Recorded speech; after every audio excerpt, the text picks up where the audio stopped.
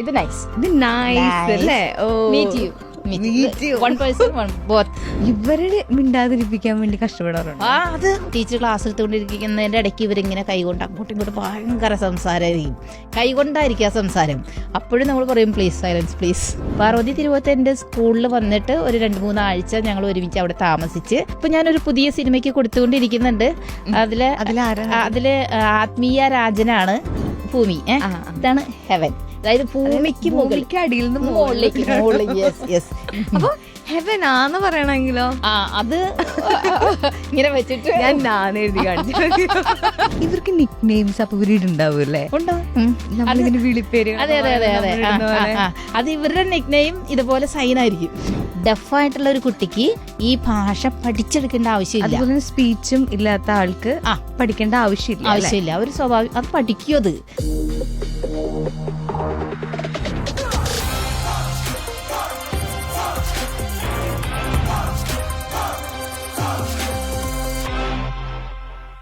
സംസാരിക്കാൻ പഠിപ്പിക്കുന്ന ഒരാളാണ് ഇപ്പൊ എന്റെ കൂടെ ഉള്ളത്. ശബ്ദമില്ലാതെ സംസാരിക്കാൻ പഠിപ്പിക്കുന്ന ഒരാൾ കേട്ടോ. സിസ്റ്റർ അവയ. Hello, welcome. Thank you. സ്കൂളിന്റെ പേരെന്ന് പറഞ്ഞേ? പ്രിൻസിപ്പൾ ആണ്. അതെ അതെ അതെ. എന്റെ സ്കൂളിന്റെ പേര് കാലടിക്കടുത്ത് Manikyamangalam Saint Clare oral higher secondary ബധിര വിദ്യാലയം. ഓക്കെ, സിസ്റ്റർ വരുന്നോണ്ട് തന്നെ ഞാൻ ചെറുതായിട്ടൊരു സംഗതി പഠിച്ചിട്ടുണ്ട്. ഞാൻ കാണിക്കട്ടെ? അത് കറക്റ്റ് ആണെന്ന് പറയാം. ഓക്കെ. How are you? അതെ കറക്റ്റ് ആണോ? കറക്റ്റ് അല്ലേ? കുറച്ച് ഒരു എങ്ങനെയാ ഹൗ ആർ യു എന്ന് കാണിക്കുക? അതായത് ഇത് നമ്മുടെ ബോഡി ഇങ്ങനെ ഹൗ ആർ യു ഇങ്ങനെയാണല്ലേ? ഞാൻ ഇങ്ങനെ ബോഡി മൊത്തം ഇങ്ങനെ ഇടുന്ന ചോദിക്കുന്നത് ഇങ്ങനെ അല്ലേ? How are you. അപ്പൊ നമ്മുടെ ഫേസ് ചോദ്യം ചോദിക്കുമ്പോ എപ്പോഴും നമ്മുടെ ഈ പുരികങ്ങ് മുകളിലേക്ക് ചോദ്യത്തിന് അങ്ങനെ അതൊക്കെ വർക്ക് ചെയ്യണം അല്ലേ? നമ്മുടെ മുഖവും കണ്ണും മൂക്കും ഒക്കെ വർക്ക് ചെയ്യണല്ലേ? ഫേഷ്യൽ എക്സ്പ്രഷൻസ് വേണം. ഫേഷ്യൽ എക്സ്പ്രഷൻ ഇമ്പോർട്ടന്റ് ആണ്. വാവ്, അടിപൊളി. ഞാൻ ഒരു സാധനം കൂടി കാണിക്കേ. കഷ്ടപ്പെടി ഞാൻ പഠിച്ചതാ. ഇങ്ങനെ നൈസ് ടു മീറ്റ് യു. അതാ കറക്റ്റ് അല്ലേ? ഇത് കറക്റ്റ് ആണ് ഏകദേശം. ഇതെങ്ങനെയാ ശരിക്കും ചെയ്യാ? ഇത് നൈസ്. ഇത് നൈസ് അല്ലേ? ഓ, meet you. One person, one both. ഓ, അപ്പൊ ഇത് ഭയങ്കര സിമ്പിൾ അല്ലേ? നമ്മൾ ചെറുപ്പത്തിലേ കാണിക്കില്ലേ നൈസ് ടു മീറ്റ് യു എന്നൊക്കെ പറയുന്ന? ശരിക്കും സിമ്പിൾ ആണ് പഠിക്കാനായിട്ട്. സൈൻ ലാംഗ്വേജ് ആണ്. നമ്മൾ ഭയങ്കര ഒരു നല്ല ഇൻട്രസ്റ്റിംഗ് ലാംഗ്വേജ് ആയത്. പെട്ടെന്ന് നമുക്കത് അതിനോട് നമുക്ക് ഇഷ്ടപ്പെട്ടാൽ വേഗം പഠിച്ചെടുക്കാൻ പറ്റും. നമ്മള് സ്കൂളിലൊക്കെ പോകുമ്പോൾ നമ്മൾ പഠിക്കണത് A for apple, B for ball അങ്ങനെയാണല്ലോ. സോ ഫസ്റ്റ് സൈൻ ലാംഗ്വേജ് നമ്മൾ പഠിക്കുമ്പോൾ നമ്മൾ ഏറ്റവും ആദ്യം പഠിപ്പിക്കേണ്ടത് എന്താണ്? പഠിക്കേണ്ടത് എന്താണ്? ഏറ്റവും ആദ്യം പഠിക്കേണ്ടത് ചെറിയ ചെറിയ വാക്കുകൾ പഠിക്കുന്നതായിരിക്കും നല്ലത്. സൂപ്പർ എളുപ്പമാണ്. നമ്മൾ സാധാരണ നമ്മളെല്ലാവരും ഉപയോഗിക്കുന്ന സൂപ്പർ, അത് ഇത് തന്നെയാണ് ഒരു സൂപ്പർ ഉപയോഗിക്കുന്നത്. പിന്നെ ഗുഡ് നമ്മൾ ഉപയോഗിക്കും, സാധാരണ ഉപയോഗിക്കുന്നത് ഗുഡ് എന്ന് അങ്ങനെ തന്നെയാണല്ലോ, അതിലൊന്നും മാറ്റില്ല. Good, super. പിന്നെ അതുപോലെ സിമ്പിളായിട്ടുള്ള വാക്കുകൾ ആദ്യം കൊടുക്കുക. നമ്മൾ മലയാളത്തിലാണെങ്കിലും ആദ്യം ഒരു കുഞ്ഞിനെ പഠിപ്പിക്കുമ്പോൾ ആദ്യം പപ്പ, തത്ത, തറ, വള, മാല അങ്ങനെ പഠിപ്പിക്കും. അതേപോലെ ഈ സൈൻ ലാംഗ്വേജിലും ചെറിയ ചെറിയ വാക്കുകൾ നമ്മൾ ആദ്യം കൊടുക്കും. ഇതുപോലെ സൂപ്പർ അല്ലെങ്കിൽ ഗുഡ്. പിന്നെ എന്താ ഫ്ലവർ എന്ന് പറയുമ്പോൾ ഇത് ഒരു ഫ്ലവർ ഇങ്ങനെ വിരിഞ്ഞു വരുന്നതാണ്, അതാണ് കാണിക്കുന്നത്. ഫ്ലവർ. ഓക്കെ, അതിനോട് ചേർന്നുള്ള വേറെ സൂപ്പർ പഠിച്ചു. ഫ്ലവർ. ദെൻ ഗുഡ് മോർണിംഗ് പറയാൻ വളരെ എളുപ്പം. എങ്ങനെയാ? ഞാനിപ്പോ ഗുഡ് എങ്ങനെയാന്ന് കാണിച്ചു. Yes, good. മോർണിംഗ് എന്ന് പറയുമ്പോൾ പുഷ്പം വിരിയുന്നത്, ആ പുഷ്പം വിരിയുന്നത്. Yes, good morning. Yes, good morning. അതിന് നമുക്ക് ആ മോർണിംഗ് കുറച്ചും കൂടെ ഒന്ന് മുകളിലേക്ക് കൊണ്ടുവരാം. Good morning. ഓക്കെ, താഴെ ഇങ്ങനെ മുകളിലേക്ക് അങ്ങ് സൂര്യൻ ഉദിച്ചങ്ങ് വന്നു. Good morning. അടിപൊളിയാണല്ലോ. ഭയങ്കര സിമ്പിൾ ആയിട്ട് അപ്പൊ പഠിച്ചെടുക്കാൻ പറ്റൂല്ലേ? പഠിച്ചെടുക്കാം. സോ നമ്മളൊക്കെ കുറെ സംസാരിക്കും, നമുക്ക് സംസാരിക്കാൻ പറ്റും. പക്ഷെ നമുക്ക് ഇപ്പോഴും മനസ്സിലുണ്ടാവുന്ന ഒരു കാര്യം, അയ്യോ അവർക്ക് സംസാരിക്കാൻ പറ്റില്ല, അപ്പോ അവർക്ക് ഇങ്ങനെയായിരിക്കും അവർ കമ്മ്യൂണിക്കേറ്റ് ചെയ്യണേ എന്നുള്ളതായിരിക്കും. ഞാൻ ഒരു ദിവസം ട്രെയിനിൽ യാത്ര ചെയ്തപ്പോൾ ഞാനിങ്ങനെ സംസാരിക്കാൻ പറ്റാത്ത ഈ ലാംഗ്വേജ്, സൈൻ ലാംഗ്വേജ് അറിയുന്ന ഒരാളുടെ 2 പേരുടെ അടുത്തിരുന്നേ. പക്ഷെ ഞാൻ ആകെ സൈലന്റ് ആയി പോയി. എനിക്ക് ഇവരുടെ സംസാരം കേട്ടത് ഇവർക്ക് ഇത്ര സംസാരിക്കാൻ പറ്റുമോ എന്ന് ഞാനിങ്ങനെ ആലോചിച്ചു. അത്രയധികമാണ് അവർ സംസാരിക്കുന്നത്. ഒരുപാട് സംസാരിക്കും. നമ്മൾ ഇങ്ങനെ മനസ്സിൽ നമ്മൾ ഒതുക്കി വെച്ചിരിക്കുന്ന കാര്യങ്ങൾ അവരിങ്ങനെ ഡീറ്റെയിൽ ആയിട്ട് എല്ലാം അങ്ങ് പറയും. അവരുടെ ഭാഷ അറിയാവുന്ന ഒരാളെ അവർ കണ്ടുമുട്ടിയാല് കംപ്ലീറ്റ് അവര് തുറന്നങ്ങ് സംസാരിക്കും. കാരണം മറ്റുള്ളവരോട് പറയാനുള്ള ഒരു അവസരം അവർക്ക് ഇല്ലല്ലോ. ഇപ്പൊ ബസ്സിൽ വെച്ചായിരിക്കാം, അല്ലെങ്കിൽ ട്രെയിനിൽ വെച്ചായിരിക്കാം, അല്ലെങ്കിൽ പോകുന്ന വഴിക്കായിരിക്കാം. അവരുടെ ഭാഷ അറിയുന്ന ഒരാളെ കണ്ടെത്തിയാൽ പിന്നെ അവർക്ക് ജീവനാണ് അവരെ. അതുകൊണ്ട് തന്നെയാണ് ഞാൻ ഈ ഭാഷ പഠിച്ചെടുത്തത്. ക്ലാസ്സില് നമ്മളോട് ടീച്ചേഴ്സ് പറയല്ലോ ഒന്നും മിണ്ടാണ്ടിരിക്കും, പേരൊക്കെ എഴുതും, അടി കിട്ടും. അതുപോലെ ഇവരെ മിണ്ടാതിരിപ്പിക്കാൻ വേണ്ടി കഷ്ടപ്പെടാറുണ്ട്. അതുപോലെ തന്നെ നമ്മൾ മറ്റ് ക്ലാസ്സിലെ കുട്ടികൾ എന്ന് പറയുമ്പോൾ കുട്ടികളോട് ഇങ്ങനെ സംസാരിക്കുമ്പോൾ ശബ്ദം പുറത്തേക്ക് വരുമ്പോൾ നമുക്കതൊരു ടീച്ചറിന് ക്ലാസ് എടുക്കാൻ ബുദ്ധിമുട്ടാണ്. അതേപോലെ തന്നെ ഇപ്പോൾ നമ്മൾ ടീച്ചർ ക്ലാസ് എടുത്തുകൊണ്ടിരിക്കുന്നതിൻ്റെ ഇടയ്ക്ക് ഇവരിങ്ങനെ കൈകൊണ്ട് അങ്ങോട്ടും ഇങ്ങോട്ടും ഭയങ്കര സംസാരമായിരിക്കും. കൈകൊണ്ടായിരിക്കും ആ സംസാരം. അപ്പോഴും നമ്മൾ പറയും പ്ലീസ് സൈലൻസ് പ്ലീസ്. അവരെ സംസാരിപ്പിക്കണം, മിണ്ടാതിരുത്തേണ്ട അവസ്ഥ വരാറുണ്ടല്ലേ? ഇഷ്ടംപോലെ. കാരണം അവരുടെ ഒരു പ്രത്യേകത എന്ന് പറഞ്ഞാലുണ്ടല്ലോ, ടീച്ചർ അറിയാതെ അവർക്ക് ഏത് അകലെ നിൽക്കുന്നവർക്കും സംസാരിക്കാം. ടീച്ചറിന് അത് പെട്ടെന്ന് പിടികിട്ടൂല, സംസാരവും ഇല്ല. അപ്പോൾ ഇവർക്ക് അവിടെ നിന്നിട്ടിപ്പോൾ നമ്മൾ കുട്ടികളൊക്കെ എന്ന് വെച്ചപ്പോൾ ഓരോ ടീച്ചറിനും ഓരോ സൈൻ ഇടാണ്. ഇപ്പം എൻ്റെ പേര് സിസ്റ്റർ അഭയ, പക്ഷേ ഈ സിസ്റ്റർ അഭയ എന്ന് പറയാൻ അത്രയും ഇച്ചിരി സമയം പിടിക്കും. അപ്പോൾ പകരം അവരെന്ത് ചെയ്യുന്ന പറയും, ഓരോ വ്യക്തിക്കും ഓരോ സൈൻ ഇടും. അത് എവിടെ ആരെ ഇപ്പോൾ എന്നെ ഒരു സ്വന്തമായി ആ സൈനായിരിക്കും. പിന്നെ ഇപ്പോൾ കേരളം മൊത്തം അത് ഓരോ വർഷം അതങ്ങ് സ്പ്രെഡായിട്ട് പോകും. ഇപ്പം എന്നെ കാണിക്കുന്ന സൈൻ ഇതാ. ഇതിന്റെ ശരിക്കും അർത്ഥം, ഇതിന്റെ അർത്ഥം എന്താ? സ്നേഹം എന്നല്ല, അതായത് അവർ ഉദ്ദേശിച്ചത് എന്താ, ഇങ്ങനെ കവിളിൽ ഇങ്ങനെ അങ്ങനെ ടച്ച് ചെയ്യുമ്പോൾ എന്തോ ഒരു അത് ഞാൻ ചോദിച്ചു അവരോട്. കാരണം ഒരു 93 ഞാൻ സ്കൂള് തുടങ്ങിയത്. അന്നൊരു കുട്ടി കാണിച്ചു ഇതാണ്. അന്ന് എനിക്ക് കുറച്ചും കൂടെ വണ്ണം ഉണ്ടായിരുന്നു, കുറേയും കൂടെ തടിച്ചിട്ടായിരുന്നു. അപ്പം കവിളൊക്കെ ഇങ്ങനെ ഭയങ്കരമായിട്ട് ഇങ്ങനെ വീർത്തിരിപ്പുണ്ടായിരുന്നു. അപ്പോൾ അവരിങ്ങനെ അങ്ങനെ കാണിച്ചു. പിന്നെ അത് തുടങ്ങി. ഇപ്പോൾ കേരളം, പഞ്ചാബ് എവിടെ ചെന്നാലും ഇങ്ങനെ കാണിച്ചാൽ ഇത് എൻ്റെ പേരാ. അങ്ങനെയാണ്. ഇവർക്ക് നിക് നെയിംസ് അപ്പൊ ഇവരുണ്ടാവൂല്ലേ? വിളിപ്പേര്. അതെ അതെ അതെ അതെ. അത് ഇവരുടെ നിക് നെയിം ഇതുപോലെ സൈൻ ആയിരിക്കും. ഓ, അപ്പൊ അങ്ങോട്ടും ഇങ്ങോട്ടും ഇവരങ്ങനെയൊക്കെ വിളിക്കുന്നുണ്ടായിരിക്കും. ഫണ്ണായിട്ട് തമാശക്കുള്ള കുറേ ജോക്ക് ഉണ്ട് ഇവർക്ക്. ക്ലാസ്സിലൊക്കെ നമ്മൾ ചിലപ്പോൾ ഞങ്ങൾ ടീച്ചേഴ്സൊക്കെ ഇങ്ങനെ ഇത് എന്താണാവോ ഇവർ ഈ കാണിക്കുന്നത്. പക്ഷെ ഇവരുടെ ജോക്ക് ഇങ്ങനെ ഭയങ്കര ചിരിയും ബഹളമൊക്കെയാണ്. ചിരി എന്ന് പറഞ്ഞാൽ ആ ശബ്ദം വരില്ല ചിരിക്ക്. പക്ഷെ അവരുടെ മുഖത്തേക്ക് നോക്കുമ്പോഴും അവരുടെ ആ എന്താ ബോഡി മൊത്തം ചിരി കൊണ്ട് ഇങ്ങനെ നിറഞ്ഞു നിൽക്കായിരിക്കും, തമാശ പറഞ്ഞിട്ട്. ആ തമാശ അവരിങ്ങനെ സൈനിലൂടെ ആയിരിക്കും കൊടുക്കുന്നത്. നമുക്ക് ഈ ടീച്ചേഴ്സിന് അത്രയും അവരെ അത് കിട്ടില്ല. പ്രത്യേകിച്ച് ഈ കുട്ടികളാണ് ഞങ്ങളെ പഠിപ്പിക്കുന്നത്. അത്രയും ഇവർക്ക് സൈൻ ലാംഗ്വേജ് പഠിക്കേണ്ട ആവശ്യമില്ല. ഡെഫായിട്ടുള്ള ഒരു കുട്ടിക്ക് ഈ ഭാഷ പഠിച്ചെടുക്കേണ്ട ആവശ്യമില്ല. അതുപോലെ സ്പീച്ചും ഇല്ലാത്ത ആൾക്ക് പഠിക്കേണ്ട ആവശ്യമില്ല. അവർ സ്വാഭാവികം അത് പഠിക്കും. അവർക്ക് അങ്ങനെ പഠിക്കാനുള്ള ഒരു പ്രത്യേക ഒരു കഴിവ് അവർക്ക്. എവിടെ ഏത് സോഴ്സിൽ നിന്ന് കിട്ടിയാലും അവരത് പഠിച്ചെടുക്കാൻ നോക്കും. നമുക്കിപ്പോൾ മലയാളം ഇങ്ങനെ കുത്തിയിരുത്തി സംസാരിപ്പിക്കാൻ പഠിക്കണമെന്നില്ലല്ലോ. നമ്മൾ ഓരോരുത്തരുടെ കയ്യിൽ നിന്ന് കിട്ടുന്നതല്ല നമ്മൾ പഠിച്ചെടുക്കുന്നു. അതെ അതെ അതെ അതെ. പിന്നെ പല സ്ഥലങ്ങളിൽ ഇപ്പോൾ നമ്മൾ എല്ലാ കാര്യങ്ങളും നമ്മൾ ക്ലാസ്സിലിരിക്കുന്ന ആ ടീച്ചർ പഠിപ്പിക്കുന്നത് മാത്രമല്ല നമുക്ക് കിട്ടുന്നത്. നമ്മുടെ ഫ്രണ്ട്സ് സംസാരിക്കുന്നു, അല്ലെങ്കിൽ നമ്മൾ നടന്നു പോകുന്ന വഴിക്ക്, അല്ലെങ്കിൽ ഓരോ ഇതിൽ നിന്ന് കിട്ടുന്ന ഓരോ കാര്യങ്ങളും നമ്മൾ അറിയാതെ നമ്മൾ ഗ്രാസ്പ് ചെയ്യുന്നു. അത് തന്നെയാണ് ഇവർ ഈ സൈനും. ഓക്കെ. അപ്പോൾ സാധാരണക്കാരിൽ നിന്ന് വലിയ വ്യത്യാസമൊന്നുമില്ല. ഞാൻ പറയും സാധാരണക്കാരുടെ ഇരട്ടി കഴിവുകളുള്ള കുട്ടികളെ ഇവര്. സാധാരണ കുട്ടികളുടെ ഇരട്ടി കഴിവ്. ഇന്നലെ തന്നെ ഞാൻ ഒരു അനുഭവം കഴിഞ്ഞെങ്കിൽ ഇറങ്ങിയുള്ളൂ. അതായത് ഒരു കുട്ടി ലക്ഷദ്വീപിൽ നിന്ന് പഠിക്കുന്നുണ്ട്, സുൽത്താൻ എന്ന് പറഞ്ഞാൽ. ഓൺലൈനായിട്ട് പഠിക്കണം? അല്ലല്ല, സ്കൂളിൽ വന്ന് പഠിക്കുകയാണ്. അപ്പോൾ കുട്ടിക്ക് 4 വയസ്സുള്ളപ്പോൾ കൊണ്ടുവന്നതാണ് സ്കൂളിൽ. ഇപ്പോൾ അവൻ 7ാം ക്ലാസ്സിലായി. അപ്പം ഇന്നലെ അവന് തിരിച്ച് അങ്ങോട്ട് പോകണം, ലക്ഷദ്വീപിലേക്ക് പോകണം.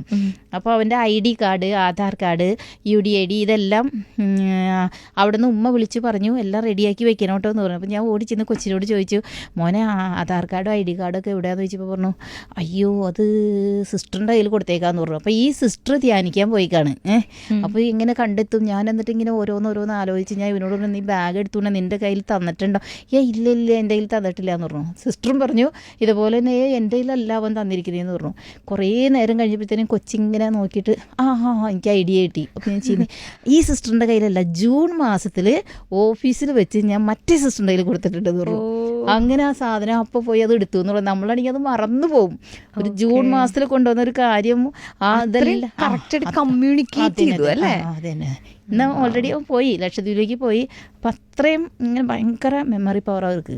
ഓക്കെ, നമുക്ക് എൻ്റെ ഒരു പേര് ഇപ്പൊ പറയണമെങ്കിൽ പേര് പറയാന്ന് പറയുന്നത് നമുക്കിങ്ങനെ സെന്റൻസസ് പറയുന്ന പോലെയല്ലേ. സോ എനിക്ക് ഒരാളിങ്ങനെ കണ്ടു, സോ എനിക്ക് ആളത് കമ്മ്യൂണിക്കേറ്റ് ചെയ്യണം. അറ്റ്ലീസ്റ്റ് എൻ്റെ പേരെങ്കിലും എനിക്ക് കമ്മ്യൂണിക്കേറ്റ് ചെയ്യണം. ഹെവനാ. സോ ഞാനതെങ്ങനെ കമ്മ്യൂണിക്കേറ്റ് ചെയ്യും? ഇപ്പോൾ ഹെവൻ എന്ന് പറയുന്നതിനൊരു സൈൻ ഉണ്ട്. അതെന്താണെന്നറിയോ? ഇത് ഭൂമി ഇതാണ് ഹെവൻ. അതായത് ഭൂമിക്ക് അടിയിൽ നിന്ന് മുകളിലേക്ക്. യെസ്, ഇതാണ് ഹെവൻലി ഫാദർ എന്ന് പറയലോ, ഹെവൻ. അപ്പൊ ഹെവനാന്ന് പറയണെങ്കിലോ അത് ഇങ്ങനെ വെച്ചിട്ട് ഞാൻ എഴുതി കാണിച്ചു.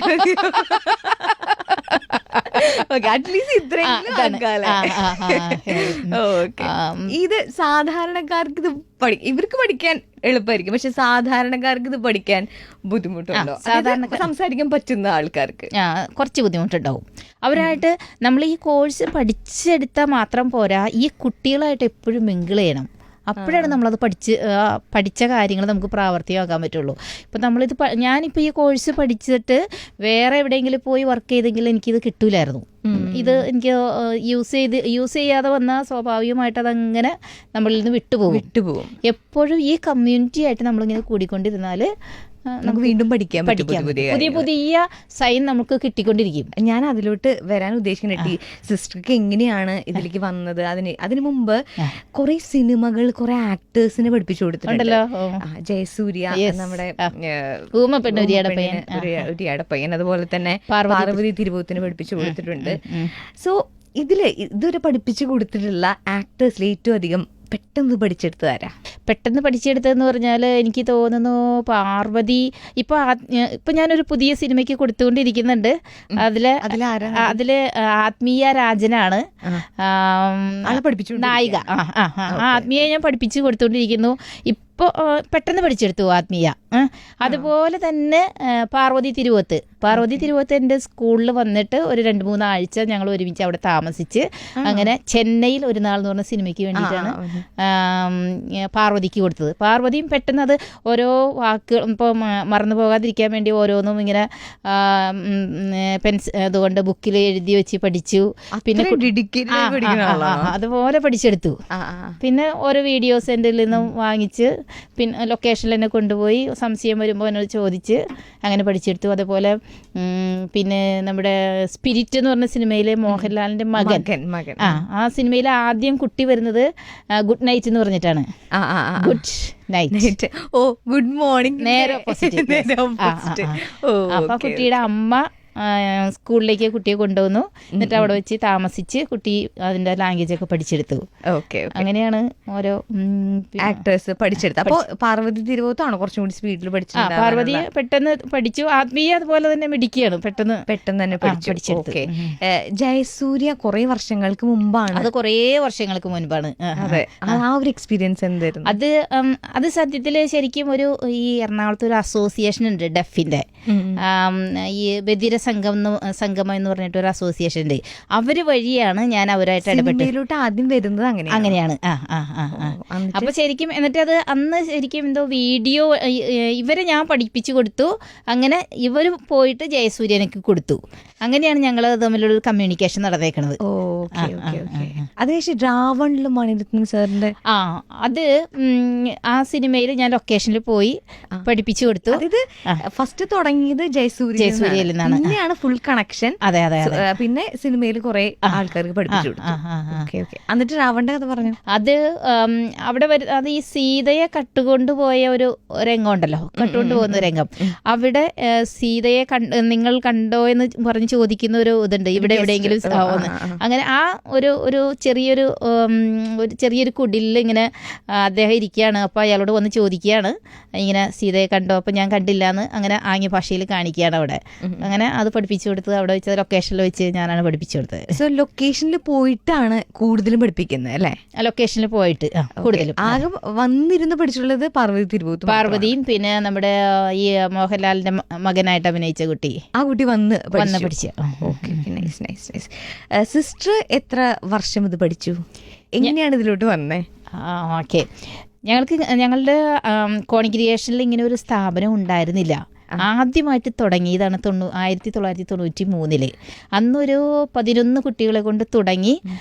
ഇപ്പോൾ എന്നത് 100 കണക്കിന് കുട്ടികളവിടെ പഠിച്ചിറങ്ങി. ഇപ്പോൾ ഡിഗ്രി കഴിഞ്ഞവരുണ്ട്, ഗവൺമെൻറ് തലത്തിലും പ്രൈവറ്റ് സെക്ടറിലൊക്കെ ജോലി ചെയ്യുന്നവരുണ്ട്. ഇപ്പോൾ ഞാൻ 33 വർഷമായി ആ സ്കൂളിൽ തന്നെ വർക്ക് ചെയ്തുകൊണ്ടിരിക്കുന്നു. പിന്നെ ഇതിൻ്റെ ഞാൻ PG, ഈ ഇന്ത്യൻ സൈൻ ലാംഗ്വേജിൻ്റെ തന്നെ PG ഡിപ്ലോമ കഴിഞ്ഞിട്ടുണ്ട്. അപ്പോൾ അത് എനിക്ക് എന്ന് പറഞ്ഞാൽ ഒരു പ്രത്യേക ഒരു എന്താ അതിനെ പറയണതെന്ന് എനിക്കറിയില്ല. അത് പഠിച്ചെടുക്കണം, എന്നിട്ട് ഇവരുമായിട്ട് എപ്പോഴും മിങ്കിൾ ചെയ്തുകൊണ്ടിരിക്കണം. അതുകൊണ്ട് തന്നെ ഇവർക്കാണെങ്കിലും എന്നെ കാണുമ്പോൾ ഇപ്പോൾ എന്തെങ്കിലുമൊക്കെ സങ്കടങ്ങളോ സന്തോഷങ്ങളോ ഒളിപ്പിച്ച് വെച്ചിരിക്കുന്നതൊക്കെ എന്നെ കാണുമ്പോഴത്തേനും ഇങ്ങനെ ഒഴുക്കി അങ്ങ് വിടും. അപ്പോൾ അത് കേട്ടിരിക്കുമ്പോൾ ഇവർക്ക് ഭയങ്കര സന്തോഷമാണ്. ആ ലാംഗ്വേജ് മനസ്സിലാവുന്നുണ്ടല്ലോ, ആ ഒരു സന്തോഷം അനുഭവിക്കുമ്പോൾ എനിക്ക് അതിൻ്റെ അപ്പുറം ഒരു സന്തോഷം, ഒരു ഇമോഷണൽ അറ്റാച്ച്മെന്റ് ആണ് ഈ 33 വർഷം അവിടെ നിർത്തിയത്. അതെ അതെ അതെ അതെ. ഓക്കെ. സോ ഇനി എനിക്ക് ചോദിക്കാനുള്ളത്, മലയാളം എന്ന് പറയുന്നത് പല പല സ്ലാങ്ങിലുണ്ടല്ലോ. കേരളത്തിൽ തന്നെ പല രീതിയിൽ പല പല സ്ഥലങ്ങളിലുണ്ട്. അതുപോലെ ഈ ഒരു ലാംഗ്വേജിനും പല പല വാരിയേഷൻസ് ഉണ്ടോ? ഞാൻ പല ഇത് കേട്ടിട്ടുണ്ട്. അതായത് British sign language, American sign language ഉണ്ട്, ഇന്ത്യൻ സൈൻ ലാംഗ്വേജ് ഉണ്ട്. എന്താണ് ഇതൊക്കെ തമ്മിലുള്ള വ്യത്യാസം? അത് ഞാൻ പറയാം. ഇപ്പം നമുക്ക് മലയാളത്തിൽ ഇപ്പോൾ ഹെവനെ പറഞ്ഞല്ലോ, നമുക്ക് കോഴിക്കോടൻ ഭാഷ, എറണാകുളം ഭാഷ, അങ്കമാലി ഭാഷ, തൃശ്ശൂർ ഭാഷ, ഇതൊക്കെ മലയാളം തന്നെയാണ്. പക്ഷെ അതിനകത്ത് ഡിഫറൻസ് ഉണ്ട്. പക്ഷെ നമുക്ക് മനസ്സിലാകും അല്ലേ, കുറേയൊക്കെ മനസ്സിലാകും. അതുപോലെ തന്നെ ഇപ്പോൾ ഇന്ത്യൻ സൈൻ ലാംഗ്വേജ് എന്ന് പറഞ്ഞാൽ അത് 2 കൈ കൊണ്ടാണ്. ഇപ്പോൾ ഇത് ABCDEFGHIJKLMNOPQRSTUVWXYZ. ഇതാണ് ഇന്ത്യൻ സൈൻ ലാംഗ്വേജ്. ഞാനിപ്പോൾ ഉപയോഗിച്ചപ്പോൾ 2 കൈ ഉപയോഗിച്ചു. ഇനി അത് അമേരിക്കൻ സൈൻ ലാംഗ്വേജ് ആകുമ്പോൾ അവർക്ക് സിംഗിൾ ഹാൻഡോട് ഉപയോഗിക്കാം. അപ്പോൾ ABCDEFGH അങ്ങനെ ഒറ്റ കൈ കൊണ്ട് ഉപയോഗിക്കാം. അത് തന്നെ ബ്രിട്ടൻ, ജർമ്മൻ ഇതിലൊക്കെ ഇങ്ങനെ കുറച്ച് പക്ഷേ പപ്പ ഇപ്പോൾ നമ്മൾ ഇന്ത്യൻ സൈൻ ലാംഗ്വേജിൽ പപ്പ എന്ന് പറയുമ്പോൾ നമ്മൾ സാധാരണ ഉപയോഗിക്കുന്നത് ഇപ്പോൾ മീശ, ആണെന്ന് പറയുമ്പോൾ മീശ വിരിക്കുന്ന. മീശ വിരിച്ചിട്ട് ഇങ്ങനെ പപ്പ. അമ്മയാണെങ്കിൽ മൂക്കൂത്തിക്ക് വെച്ചിട്ട് ഇങ്ങനെ പിടിക്കുക. എൻ്റെ ലൈഫിലെ ആദ്യത്തെ സ്ത്രീ മൂക്കൂത്തി അമ്മ.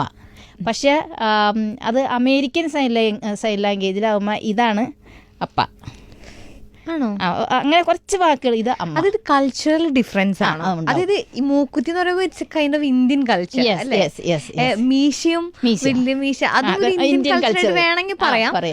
അപ്പോ വേറെ ഇതില് കൺട്രീസിൽ ചെല്ലുമ്പോൾ അവരുടെ കൾച്ചർ എങ്ങനെയാണോ അതിനനുസരിച്ചിട്ടുള്ള സൈൻ ലാംഗ്വേജസ് സൈൻസ് ആണ് വരുന്നത് അല്ലേ? സോ ഒരു യൂണിവേഴ്സൽ ലാംഗ്വേജ് ഇല്ല. യൂണിവേഴ്സൽ ലാംഗ്വേജ് ഉണ്ട്, പക്ഷെ അത് അത്രയങ്ങ് കുട്ടികൾക്ക് ഇപ്പോൾ നമ്മുടെ ഇന്ത്യയിലുള്ള കുട്ടികൾ കൂടുതലും ഇന്ത്യൻ സൈൻ ലാംഗ്വേജ് ആണ് ഉപയോഗിക്കുന്നത്. യൂണിവേഴ്സൽ സൈൻ ലാംഗ്വേജ് ഉണ്ടെങ്കിലും അത് അത്രയൊന്നും നമുക്കങ്ങ് ഓരോ രാജ്യത്തിനുണ്ട് 300+ സൈൻ ലാംഗ്വേജസ് ഉണ്ട് എന്നുള്ളത്. ഓരോ രാജ്യത്തിനും ഓരോ ലാംഗ്വേജ് ആണ്, എന്നാലും സിമിലാരിറ്റീസ് ഉണ്ട് താനും. സൈൻ ലാംഗ്വേജസിൽ ഗ്രാമർ ഉണ്ടെന്ന് ഞാൻ, അതെന്താണ് സംഗതി? സൈൻ ലാംഗ്വേജിൽ ഗ്രാമർ ഉണ്ട്, സെന്റൻസ് സ്ട്രക്ചർ അങ്ങനെയൊക്കെ ജസ്റ്റ് വായിച്ചു, എനിക്കത് അറിയില്ല എന്താന്ന്. അത് ഈ ഗ്രാമർ എന്ന് പറയുമ്പോൾ ഇപ്പൊ നമ്മള് എന്താ പറയുന്നത്, ഇപ്പൊ മലയാളത്തിലാണെങ്കിൽ ഞാൻ വീട്ടിലേക്ക് പോയി, ആ കി ഞാൻ വീട്ടിലേക്ക് പോയി, അവിടെ ഒരു ഗ്രാമർ ഉണ്ട്. ക്ക് ആ വീട്ടിലേക്ക് എന്നുള്ളതൊരു ഗ്രാമറാണ്. ഇവിടെ നമ്മൾ സൈൻ ലാംഗ്വേജിലാവുമ്പോൾ അത് ഞാൻ വീട് പോയി അങ്ങനെ നിൽക്കും. ഓക്കെ. ഞാൻ ഹോം വെന്റ്. ഓക്കെ. സയൻസ് കാണിക്കാൻ നമുക്ക് അത്രേ പറ്റുള്ളൂ. പക്ഷേ നമ്മൾ എഴുതുമ്പോൾ ആ സൈൻ ഇപ്പോൾ ഇൻ ഇതാണ് ഇൻ, പിന്നെ ആൻഡ് ഇത് സംസാരിക്കുമ്പോൾ നമ്മൾ അത്ര എടുക്കൂല. സംസാരത്തിൽ നമ്മൾ ആ ഈ ഗ്രാമർ യൂസ് ചെയ്യില്ല. എഴുതുമ്പോൾ നമ്മൾ ഇതും കൂടെ ഇപ്പോൾ ടീച്ചർ പഠിപ്പിക്കുകയാണെങ്കിൽ ഇപ്പോൾ ഞാനും നീയും ഫുഡ് കഴിച്ചു, അപ്പോൾ ഞാൻ ആൻഡ് യു ഫുഡ് കഴിച്ചു അങ്ങനെ എഴുതും. പക്ഷേ സംസാരിക്കുമ്പോൾ ഷോർട്ടായിട്ട്. അപ്പൊ ഒരു ഭയങ്കര ഷോർട്ട് ആൻഡ് വെരി ക്രിസ്പ് ആയിട്ടുള്ള കമ്മ്യൂണിക്കേഷൻ ആണ് നടത്തിക്കൊണ്ടിരിക്കുന്നത്. അതുകൊണ്ട് അവർക്ക് ഭയങ്കര സ്പീഡിൽ കമ്മ്യൂണിക്കേറ്റ് ചെയ്യാൻ പറ്റണം അല്ലേ? ഓക്കെ. നമുക്ക് ശരിക്കും ഇത് വളരെ സിമ്പിൾ ആയിട്ടുള്ള ലാംഗ്വേജ് ആയിട്ടാണ് ഇപ്പൊ സംസാരിക്കുമ്പോൾ എനിക്ക് തോന്നുന്നത്. It's very simple. ഇങ്ങനെയൊക്കെ അതിന് നേരെ എതിരൊക്കെ. പക്ഷെ എന്തുകൊണ്ട് ആൾക്കാർക്ക് ഇത് അറിയില്ല? ഇപ്പൊ നമ്മളൊരു ആളെ കണ്ടു, ഡെഫ് ആയിട്ടുള്ള സ്പീച്ച് ഒരാളെ കണ്ടു, പക്ഷെ നമുക്ക് അവരോട് സംസാരിക്കാൻ എന്താ പറയണ്ടേന്ന് അറിയില്ല. നമ്മൾ ഇങ്ങനെ മാറി നിൽക്കാം. അവർക്കും അതേ അവസ്ഥ തന്നെ. നമ്മുടെ കൂടെ പഠിക്കുന്ന ഒരു കുട്ടി ഉണ്ടെങ്കിൽ ആ കുട്ടിക്ക് നമ്മളോട് സംസാരിക്കാൻ പറ്റാത്തൊരവസ്ഥയിൽ മാറി നിൽക്കുന്ന ഒരു അവസ്ഥയാണ്. സോ എന്തുകൊണ്ട് ഇത് മെയിൻ സ്ട്രീമിലേക്ക് ആൾക്കാർ ഇത് പഠിക്കുന്നില്ല? കോളേജുകളിലോ സ്കൂളുകളിലോ ഇത് പഠിപ്പിക്കുന്നില്ല എന്ന് സിസ്റ്ററിന് തോന്നണേ? അത് എന്താണെന്ന് വെച്ചാൽ വേണ്ടത്ര അവയർനെസ് കിട്ടിയിട്ടില്ല നമുക്ക് സൊസൈറ്റിയിൽ. അപ്പോൾ നമുക്ക് വേറൊരു ഭാഷ പഠിക്കുന്നത് പോലെ തന്നെ ഇതും പഠിക്കണം. അത്ര സിമ്പിളല്ല. ഇപ്പോൾ ഹെവനെ കാണിച്ചു, ഇപ്പോൾ ഗുഡ് മോർണിംഗ് ഗുഡ് നൈറ്റ് എന്ന് കാണിച്ചു. പക്ഷേ ഇതല്ല നൈറ്റ്. ആ ഓരോന്നിനും സൈൻ മാറുമ്പോൾ അനുസരിച്ച് അർത്ഥം മാറിക്കൊണ്ടിരിക്കും. ഇത് നമ്മൾ ഗുഡ് നൈറ്റ് എന്ന് പറയുന്നത് ആ കൈ നേരെ താഴേക്ക് ഇതുപോലെ തന്നെ വലിച്ചു കൊണ്ടുവരാണ്. ഇങ്ങനെ അങ്ങനെയല്ല. ഇങ്ങനെ ഭയങ്കര ശ്രദ്ധ വേണം നമുക്കതിന്. ഓരോന്ന് മാറുമ്പോ അതനുസരിച്ച് ഇങ്ങനെ വേറെ അർത്ഥമുണ്ട്. ഇങ്ങനെ വായിക്കുമ്പോ വേറെ എന്തെങ്കിലും ഇത് ലൈറ്റ് ആണ്, പ്രകാശം. പ്രകാശം ഇങ്ങനെ അവിടെ നിന്ന് വരുന്ന ഒരു പ്രകാശത്തെയാണ് കാണിക്കുന്നത്. ഇങ്ങനെ കാണിക്കുമ്പോ ഇത് കാണിച്ചാൽ ഇഡലി. ഇഡ്ഡലി അത് ഇഡലി. അർത്ഥം കംപ്ലീറ്റ് മാറും. അത്ര ഈസി അല്ല എന്നോർത്തിട്ട് നമുക്ക് ഇൻട്രസ്റ്റ് ഉണ്ടെങ്കിൽ നമുക്കത് പഠിച്ചെടുക്കാൻ പറ്റും. പിന്നെ നമ്മുടെ സമൂഹം ഇത് പഠിച്ചെടുക്കാത്തതിൻ്റെ കാരണം എനിക്ക് തോന്നുന്നു കേരളത്തിലെ പേരൻസ് അല്ലെങ്കിൽ നമ്മുടെ സൊസൈറ്റി അത്ര അത് അംഗീകരിച്ച് വരുന്നേ ഉള്ളൂ. ഇപ്പോൾ എൻ്റെ സ്കൂളിലാണെങ്കിലും അല്ലെങ്കിൽ മറ്റ് സ്കൂളുകളിലൊക്കെ പേരൻസിന് കുട്ടികൾ സൈൻ കാണിക്കുമ്പോൾ അതെന്തോ ഒരു കുറവ് പോലെ.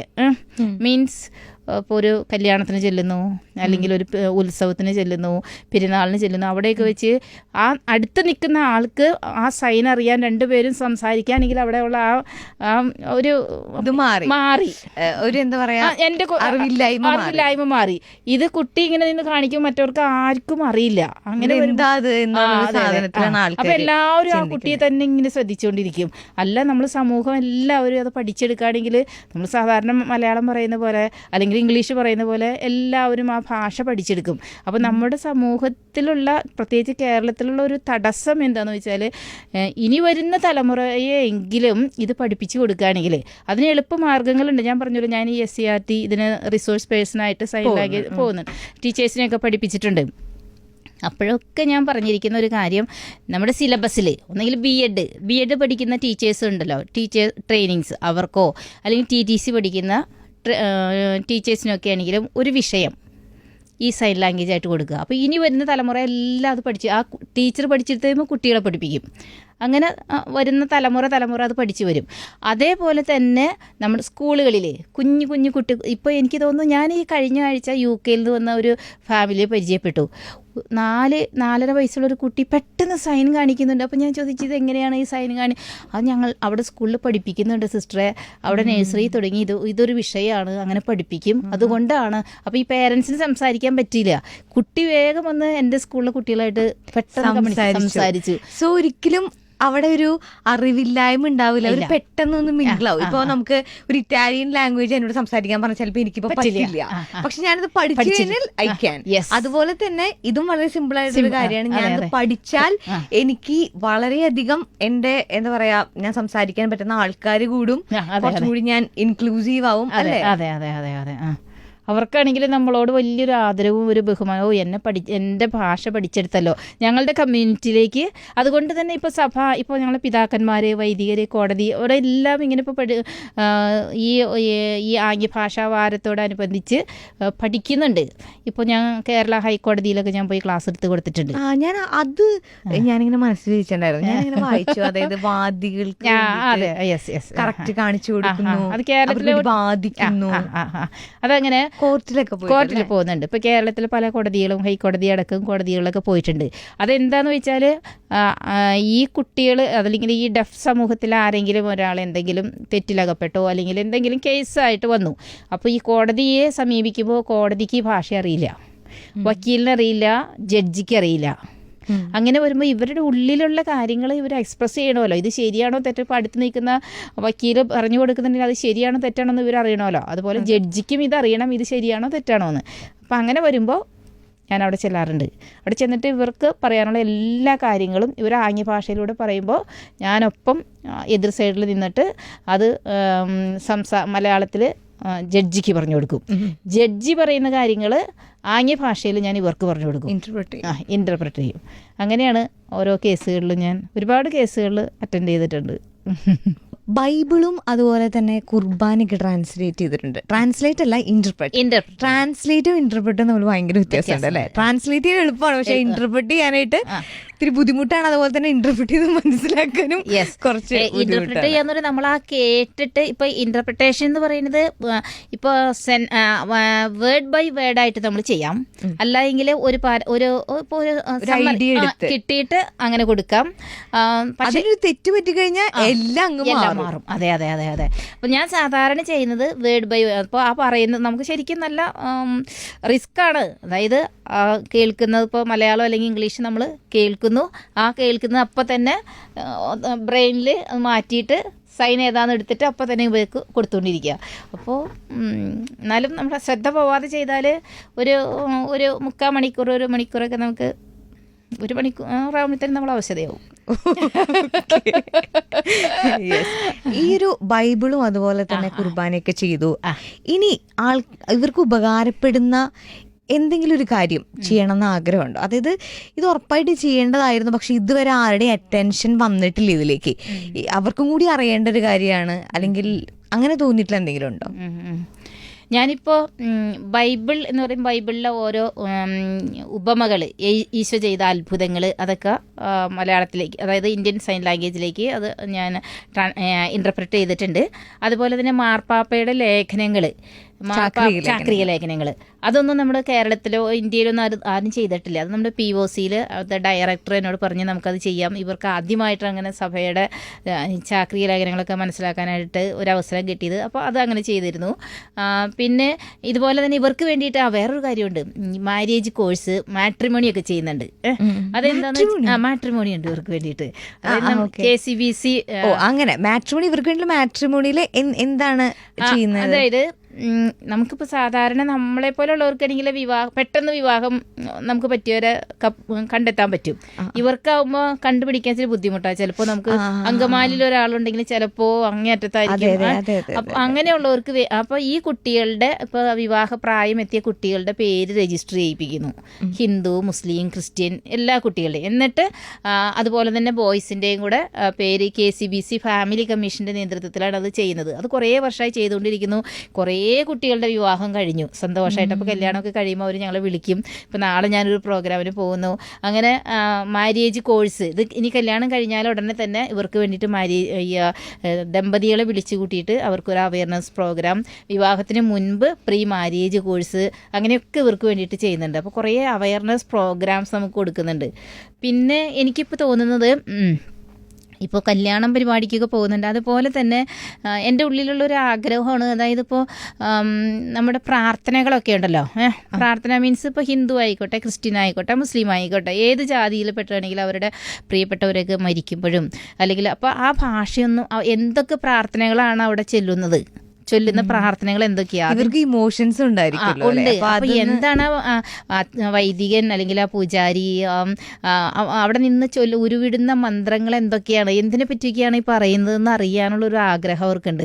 അപ്പോൾ ഞാൻ കഴിഞ്ഞ ഒരു 2 വർഷം മുൻപ് എൻ്റെ സ്കൂളിൽ പഠിപ്പിക്കുന്ന ഒരു സാറിൻ്റെ അച്ഛൻ മരിച്ചപ്പോൾ എന്നോട് പറഞ്ഞു, ഞാൻ ശരിക്കും ഇപ്പോൾ ഒരു സിസ്റ്ററാണല്ലോ, അപ്പോൾ എന്നാലും എന്നോട് പറഞ്ഞു എൻ്റെ അച്ഛൻ മരിച്ചിരിക്കുകയാണ്, അവിടെ ആ പൂജാരി ചൊല്ലുന്ന മന്ത്രങ്ങൾ എനിക്കൊന്ന് മനസ്സിലാക്കി തരാമോ എന്ന് പറഞ്ഞ് എന്നെ വിളിച്ചു. എന്നിട്ട് ഞാൻ പോയി അവിടെ അങ്ങനെ ആത്മാവ് പരലോകത്തേക്ക് പോകുന്നതും അങ്ങനെ ഉള്ള കാര്യങ്ങളൊക്കെയാണ്, അതാണ് ആ കീർത്തനങ്ങളിൽ പറയുന്നതെന്ന് കേട്ടപ്പോൾ ആൾക്ക് എന്നോട് പറയുകയാണ്, എൻ്റെ ജീവിതത്തിൽ ആദ്യമായിട്ടാണ് ഞാൻ ഇതൊക്കെയാണ് ഈ പറയുന്നതെന്ന് ഇന്നാണ് ഞാൻ മനസ്സിലാക്കിയത്.